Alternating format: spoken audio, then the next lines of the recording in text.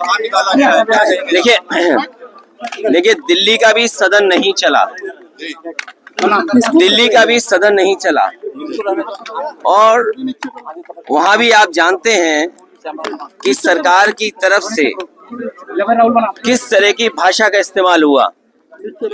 हम आप सब बाबा साहब भीमराव अंबेडकर जी को बहुत सम्मान करते हैं। बाबा साहब भीमराव अंबेडकर जी का योगदान इस देश के संविधान बनाने में और इस देश को एक ऐसा संविधान जिसमें सबको हक और सम्मान मिलता है, वो बाबा साहब भीमराव अंबेडकर जी ने दिया। लेकिन आप देखिए उनके सम्मान में किस तरीके से भाषा का इस्तेमाल हुआ है। ये वही लोग हैं जो संविधान कभी बदलना चाहते थे और लोकतंत्र पे हमला करने के लिए कि हमारा लोकतंत्र कमजोर हो जाए। लोकतंत्र वो है जिसमें हम लोगों की बातों को सुनते हैं, हर इंसान को जोड़ करके लोकतंत्र है। लेकिन ये लोग मन विधान से चलने वाले लोग एक तंत्र पसंद करना चाहते हैं। ये तो हालत दिल्ली की है। और यूपी की हालत जो है, हमारे जो मुख्यमंत्री जी, उनकी भाषा तो ऐसी है कि अगर आप सुने तो आपको भी गुस्सा आ जाएगा। उनकी जो भाषा सदन में है वो शायद डेमोक्रेटिक नहीं है, एक सम्मान की भाषा नहीं लगती है। अगर राइट टू स्पीच है तो कहीं ना कहीं हमें राइट फॉर सम्मान की भी बात करनी पड़ेगी। हमारा सम्मान तो कोई भाषा ऐसी इस्तेमाल करे जिससे सम्मान हो, और वही स्थिति आज बनी है कि सरकार के मंत्री, डिप्टी सीएम की जो भाषा थी वो ठीक नहीं थी। आप किसी को उपनाम से कैसे बुला सकते हैं? एक कॉन्स्टिट्यूशनल पोस्ट है, कॉन्स्टिट्यूशनल पोस्ट में बैठे हुए किसी भी व्यक्ति को सम्मान से ही बुलाया जा सकता है। लेकिन जानबूझ करके सरकार, क्योंकि बुनियादी सवालों का जवाब उनके पास नहीं है, आप किसी अस्पताल में चले जाएं, किसी भी सीएससी पीएससी में चले जाएं, किसी गरीब को इलाज नहीं मिल पा रहा है। ये वही सरकार है जो अस्पताल के साथ साथ प्राइमरी स्कूल बंद करने जा रही है। मैं आपसे कहना चाहता हूं कि इतनी लूट किसी सरकार में नहीं हुई होगी जिसकी लूट हर स्तर पर आपको देखने को मिल जाएगी। तहसील स्तर, थाना स्तर या किसी भी कामकाज के लिए इतनी लूट उत्तर प्रदेश में नहीं हुई जितना भारतीय जनता पार्टी की सरकार में हो रही है। इन सभी चीजों को छिपाने के लिए भारतीय जनता पार्टी फेस नहीं कर सकती है। सर क्या कहेंगे संभल पर जो हिंसा हुई है, क्या कहेंगे? देखिए जाने से रोका गया है सबको।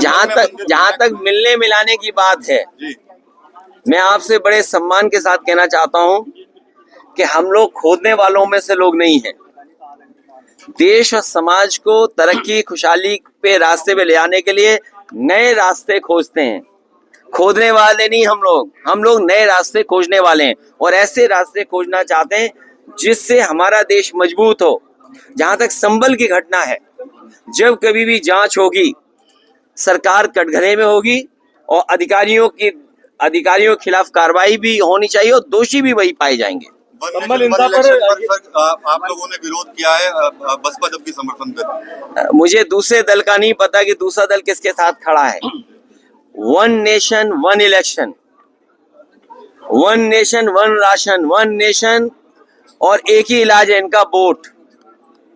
वन नेशन को बचाने का जो रास्ता है, जो इनका तरीका है लोकतंत्र को कमजोर करने का। हमारी रीजनल पार्टियों का अपनी वैल्यू है। रीजनल जो प्रदेश बने थे वो कहीं ना कहीं सूझबूझ के साथ बनाए थे। हमारी आइडेंटिटी है और लोकतंत्र में हमारी आइडेंटिटी बची रहे और लोकतंत्र और मजबूत है, इसलिए फेडरल सिस्टम है।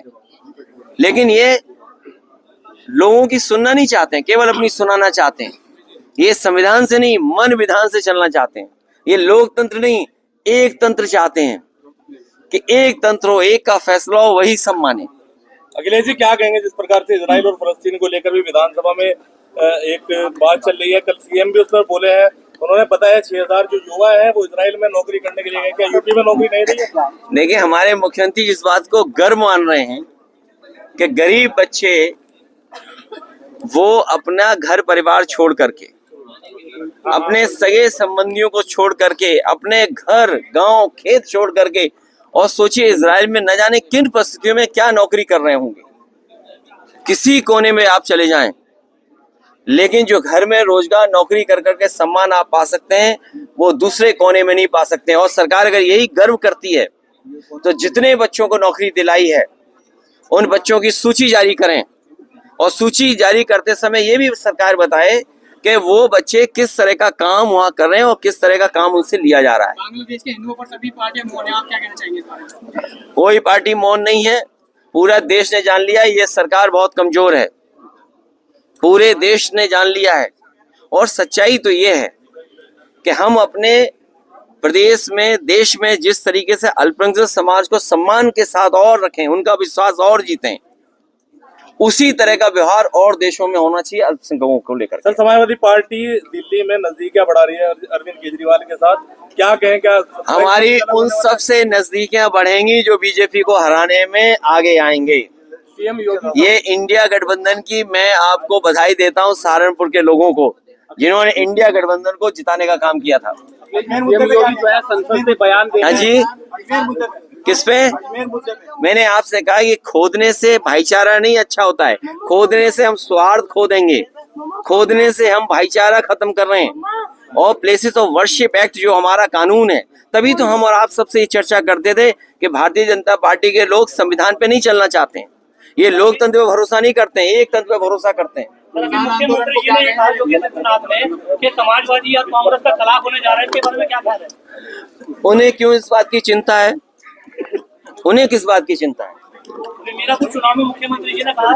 वैसे हालांकि इतने कैमरों के सामने वो बात नहीं कह सकता हूँ जो मेरे मन में आई बात कहने की, सीएम योगी लगातार वो बात आप समझ गए होंगे। क्या मानते हैं? उन्हें क्या लेने देना शादी किसकी हो रही है, कौन शादी में नहीं शामिल हो रहा है, कौन किसके शादी में शामिल होने जा